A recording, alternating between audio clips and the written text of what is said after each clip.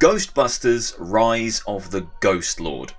Does bustin' make you feel good in this new VR game? Well, after playing for about 3.5 hours and then another 20 minutes playing the mixed reality mode on Quest 3, all my gameplay so far has been on Quest 3, I have to say that bustin' kinda makes me feel mixed and conflicting things, which is nowhere near as catchy if you're trying to write a hit song. Now this video today is completely unscripted, it always is. If I'm holding the microphone like this, I'm just talking off the top of my head, I haven't scripted this. I'm just going to talk freely about my opinions of this game after playing for 3.5 to 4 hours. Now Ghostbusters is an absolutely iconic franchise, and it's one that I absolutely love, but I'm pretty secure in saying its heyday was 30 to 40 years ago. The original film came out in 1984, the sequel was 1989, and the fantastic animated Real Ghostbusters series ran until 1991. Now in the years since, we haven't had many meaningful, exciting, impactful Ghostbusters products. We've had a handful of games, one really decent game which was the 360 Ghostbusters the movie game. I think it got re-released on modern consoles as well. I liked that. It wasn't incredible, but it was a pretty solid kind of over-the-shoulder third-person shooter that allowed you to play through some of the events of the films or kind of versions of those events, and it really nailed the feeling of playing in that world, in that environment with those characters from those films. I liked that. But it wasn't really until 2016, with the female-fronted reboot, that anyone tried to do anything meaningful with the franchise and kind of rejuvenate it and bring it back into the public eye. And that female-fronted reboot landed with a thud. It didn't do what it intended to do, and it wasn't a great film. It had moments, but overall I didn't enjoy it as a Ghostbusters fan. It wasn't really until 2021, with Ghostbusters Afterlife, that anyone did anything half decent with the franchise, in my opinion.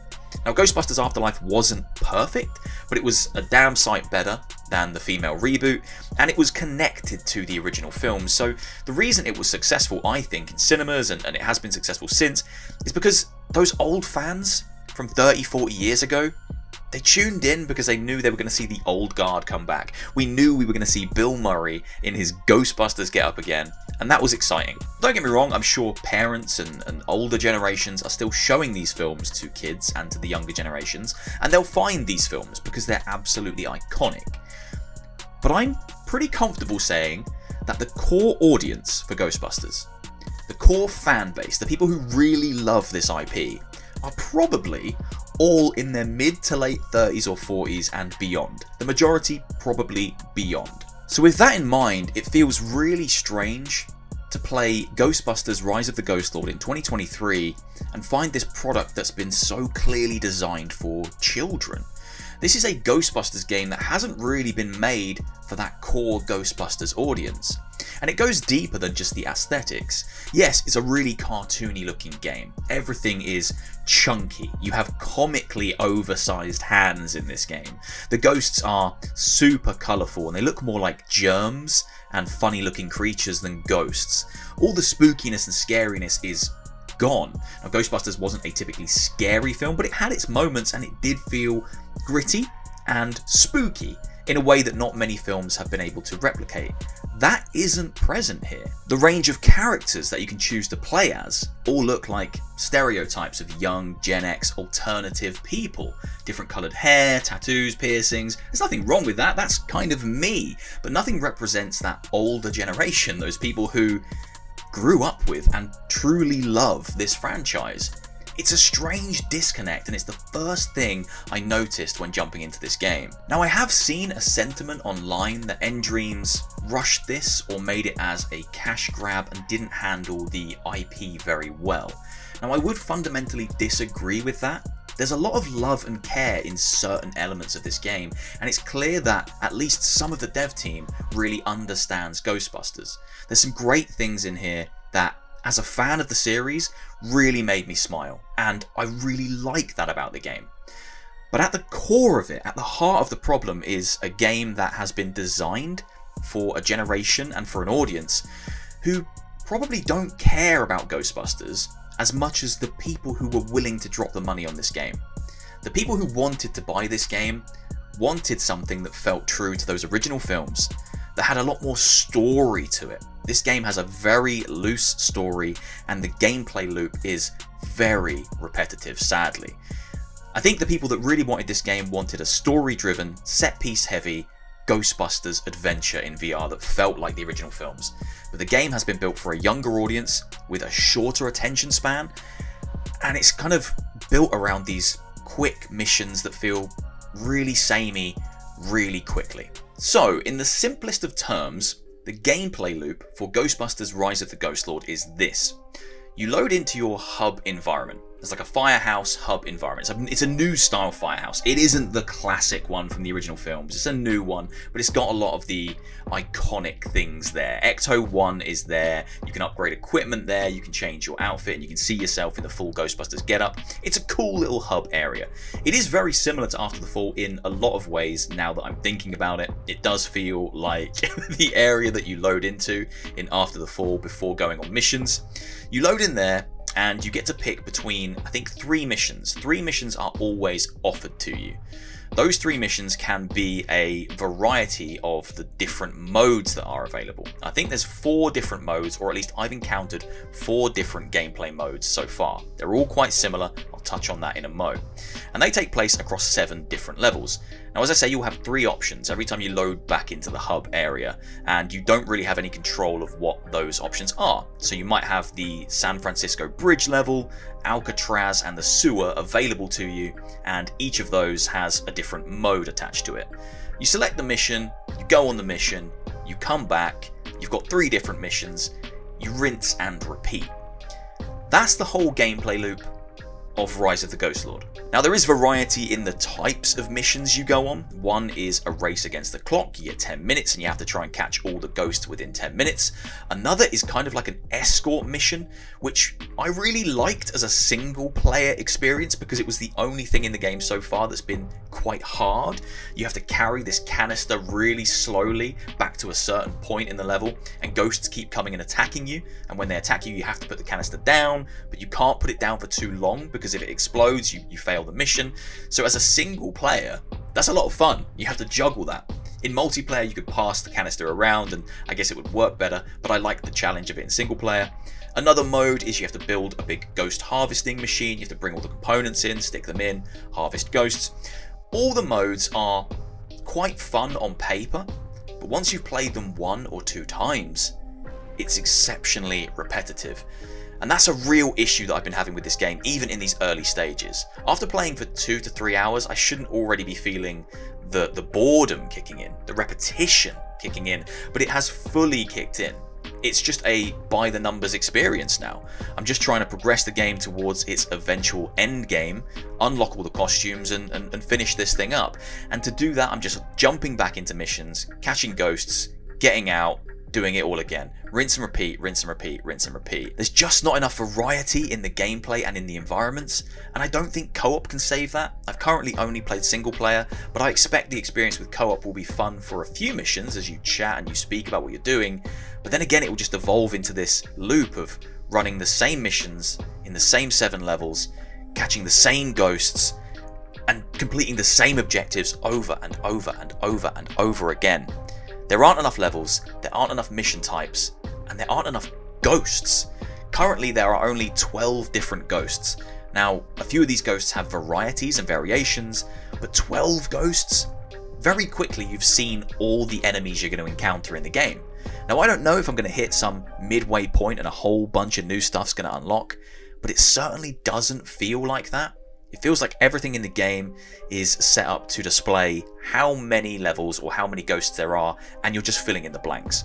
When you first look at the ghost terminal, there are 12 slots, and they start filling in as you go through the levels, and I have 1 slot left to fill that I haven't seen, 1 ghost that I haven't seen, but I've seen all the others, so the surprises and the thrills of seeing them are gone very, very quickly. When you've completed a mission in Rise of the Ghost Lord, you are awarded some cash a little bundle of money that you can use to upgrade your equipment.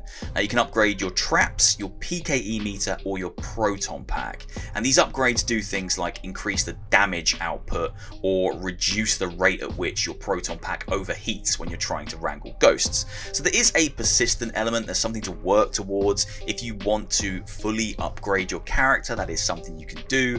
And these things do change the gameplay. The proton pack has a number of different attachments that kind of change how it works fundamentally, but honestly I've just been playing with the basic energy beam and I haven't really upgraded much, and it's a fairly easy game even as a single player.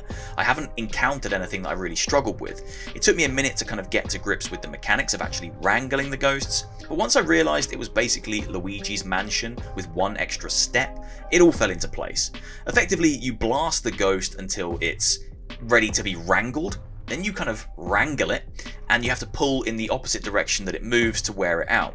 If you pull for too long, then the proton pack overheats, but if you catch it just before it overheats, you can press A to cool it down and you can continue to pull. Eventually the ghost becomes tired and you can move them into the trap and they get sucked in. That part of the game is quite fun. I like wrangling these ghosts, I like catching these ghosts and moving them into the traps. But it's only fun for so long when there's only a small variety of levels, missions and ghosts that you can actually encounter. Quite quickly it's just become very repetitive and very by the numbers, and that's such a shame. There's not enough in the way of upgrades or unlockables to make me want to keep returning. The costumes that you can unlock for the characters are cool but fairly superfluous, especially if you're just playing on your own. You're not going to see them other than when you look in the mirror to change the costume or pick a different character. So that's not really a driving force for me to continue to play, and the upgrades, as I say, feel like they're not needed, not as a solo player. Co-op, it might add a fun new dynamic to the way that you play the game, but single player?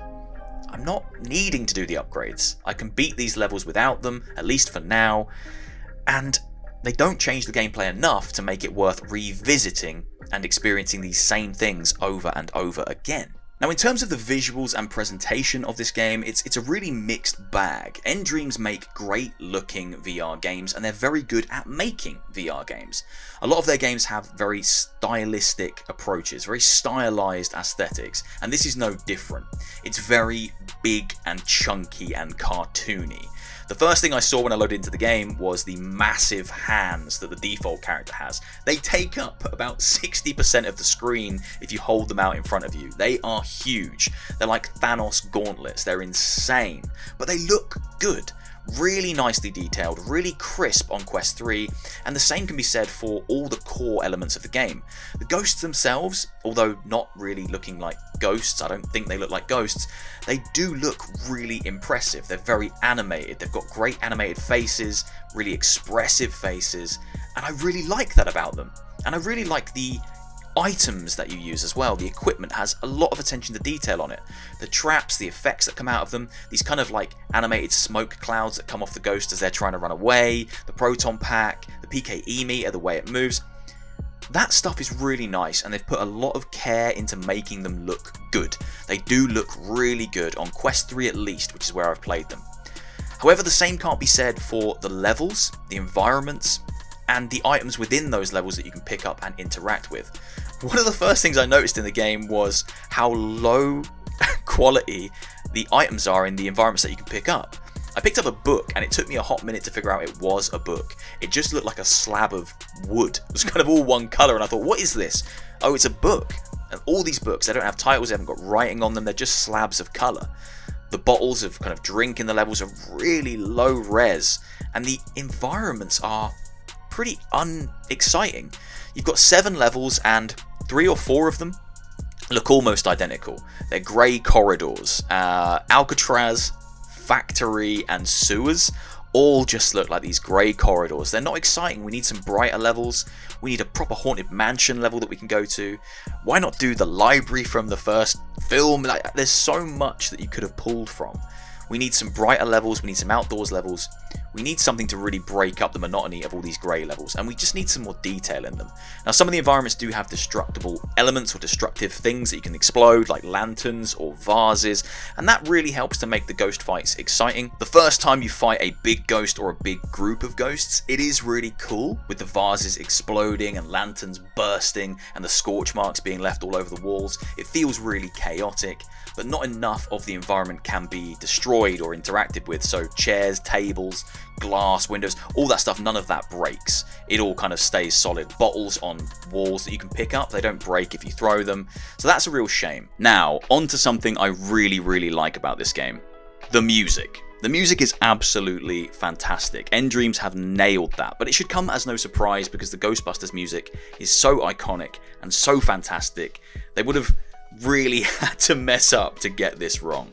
But you've got the classic Ray Parker Jr. theme song that plays almost in its entirety in the intro of the game, and it sounds exactly as it always has. But you also have kind of remixed versions of it that don't deviate too much from how the iconic song sounds, but they just feel fresh and they feel new, and they play when you finish a mission and you're standing there watching your results roll in and you've got Ecto 1 behind you. And it's just moments like that feel great. And then when you're in your little firehouse, you've got the classic Ghostbusters in their firehouse, or Ghostbusters kind of walking around doing normal things song. That bit of score from the music, the piano score that's kind of so iconic. The way they've used the original music is wonderful, and it shows that people on the team really care about Ghostbusters and they wanted to get that right. Sound design in other areas could be better. I don't get a feeling of kind of danger and power when I'm using the proton pack and the blasters. I don't really feel that. It doesn't come across. And the ghosts, I wish, kind of made those kind of iconic screamy noises that they do in the Ghostbusters films. They don't really have any of that. So sound design across the board, again, it's a bit of a mixed bag, but music is great. Music is wonderful. There's so many pieces of iconic Ghostbusters score and music throughout the game that I've kind of heard in the background, and it's made me smile. It's put a smile on my face, and I'm like, oh, okay, now it feels like Ghostbusters. This feels like Ghostbusters. Before I sum up, I will just mention the mixed reality mode that comes on the Quest version of the game as well. Now, I really like this. It's not going to salvage the game for you if you don't enjoy the core gameplay loop, because it's still a very small experience. The mixed reality mode is something you'd probably play once or twice, or you'd bust it out to show friends, but it is a very fun and quite challenging experience that I would say you need a fairly large play space to get the most out of. But effectively, you're playing in your own room, your own environment.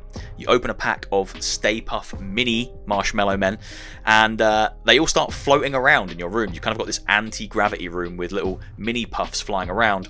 Your ceiling smashes open, and the massive Stay Puft Marshmallow Man is there, and he's attacking you. He's throwing marshmallows at you, he's dropping bombs on you, and you need to use a slingshot to fire the mini puffs at him. It's an absolute delight, and it is quite challenging. It looks amazing as well. Stay Puft looks huge in this kind of void that opens up through your ceiling. The mixed reality mode is brilliant. I thoroughly enjoyed it. I will play it again at least a couple more times, and it's kind of been probably the best bit of gameplay that I've had, and it's a shame because it's kind of almost a throwaway side project thing that's just there to kind of show the mixed reality elements of the Quest 3. It's really good, but it isn't going to save the game for you. If you don't gel with the simplistic, short attention span, no story really, main VR mode, the MR thing's going to be cool for you, but it's not going to save the game. So the MR mode, really cool, great that it's here, but it doesn't do enough to save the game and elevate it to the level it needed to be. So, in summary, I don't hate Ghostbusters Rise of the Ghost Lord. I don't think it quite deserves the backlash it's got online, but I do understand the backlash it's getting online. It is a very simplistic, very light on content game, and it is asking for quite a bit of money. It's one of the more expensive VR titles out there.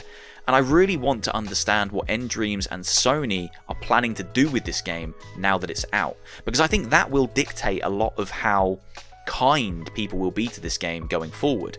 If this is going to receive new levels, new missions, new modes, new ghosts, new unlockables through updates as we move into the future, if it's going to be supported almost like a live service game, because it's built like a live service game, you know, you're encouraged to run the same missions over and over and over again to progress through to the end of the story that isn't really at the forefront of the focus.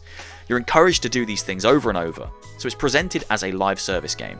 If it's going to be treated that way and provided with content updates, new levels, new missions, new, then my opinion might change.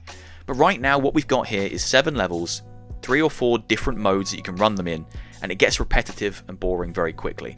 Unless you're super invested in the story, which isn't really presented in an investing way. It certainly hasn't been engaging enough for me to care about it anyway. So if the story doesn't grab you, and you're not invested in unlocking extra costumes for your characters or upgrading your gear to its fullest potential, this game will feel repetitive and will feel boring pretty quickly. Very quickly you'll have seen everything that Ghostbusters Rise of the Ghost Lord has to offer. It's very light on content. The presentation is uneven. The music is fantastic. The sound design again is uneven. And yeah, it's just light on content. And the focus is definitely towards a younger audience. I think that's the biggest thing for me that really makes me kind of scratch my head. I truly believe that that core audience of Ghostbusters are still around from its heyday, 30, 40 years ago. We're all middle-aged, you know, we're getting on now. The core audience of this franchise are older. But this game is designed for a younger audience with a very short attention span, who are happy to just run the same missions with a few friends, laughing and joking, shooting ghosts and wrangling the same 12 ghosts into traps over and over and over and over again. There's nothing of any real substance or meaning here for older fans. There's no new exciting Ghostbusters story that's really going to blow your socks off. No returning characters. And yeah, it just feels like a Ghostbusters product made for people who don't care about Ghostbusters. And that's a real shame, because there is an audience of people who really care about Ghostbusters. And they would have thrown money at this had it been made for them. Those are my initial thoughts. That's 40 minutes of me talking. That's insane. I'm going to have to edit this down into something much more manageable, because no one's going to watch 40 minutes of me talking about Ghostbusters. Hopefully you've enjoyed, guys. If you have, please do leave a like, leave a comment, hit subscribe, and I'll see you soon for another one. Take care, guys. See you later.